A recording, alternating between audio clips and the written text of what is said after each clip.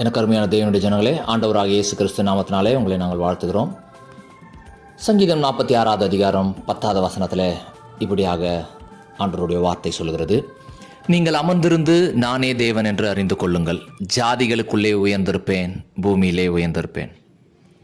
ஆண்டவருடைய வார்த்தை எவ்வளவு ஆறுதலான ஒரு வார்த்தை பாருங்கள். நீங்கள் அமர்ந்திருந்து நானே தேவன் என்று அறிந்து கொள்ளுங்கள்.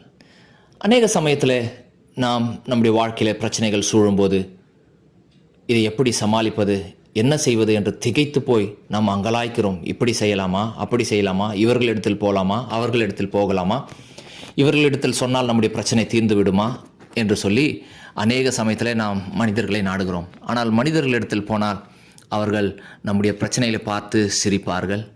நம்முடைய பிரச்சனைகள் பார்க்கும்போது அவர்களுக்கு இது ஒரு பிரச்சனை அல்ல என்று தோன்றும். இது ஒரு பெரிய விஷயம் இல்லை, இதை ஏன் இப்படி பண்ணுகிறான், இப்படி பண்ணுகிறாள் என்று சொல்லி அவர்கள் விமர்சனம் செய்வார்கள். ஆனால் ஆண்டவரிடத்தில் நாம் கொண்டு செல்லும்போது உங்களை அமர வைத்து விட்டு உங்களுக்காக அவர் யுத்தம் பண்ணுவார். நீங்கள் சும்மா பார்த்து கொண்டிருந்தால் போதும், அவர் உங்களை உட்கார வைத்து விட்டு உங்களுடைய வேலைகளை எல்லாம் அவர் செய்து முடிப்பார். ஏனென்று சொன்னால் வசனம் சொல்கிறது, அவர் நம்மை தோள் மீது சுமக்கிற ஒரு தகப்பன். அநேக சமயத்தில் நாம் அங்கலாய்க்கிறோம். இன்றைக்கு ஒரு வேளை நீங்கள் உங்களுடைய பிரச்சனைகளின் நிமித்தம், குழப்பத்தின் நிமித்தம் நீங்கள் அங்கலாய்த்து கொண்டிருக்கலாம். ஆனால் வசனம் இன்றைக்கு உங்களை பார்த்து சொல்கிறது, ஆண்டவர் உங்களை பார்த்து சொல்கிறார், நீங்கள் அமர்ந்திருந்து நானே தேவன் என்று அறிந்து கொள்ளுங்கள்.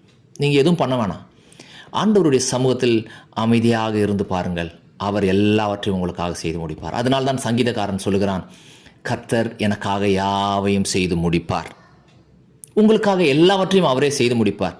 நாம் எதை குறித்தும் கலங்கி நிற்க தேவையில்லை, எதை குறித்தும் யோசிக்க தேவையில்லை, எதை குறித்தும் பயப்பட தேவையில்லை.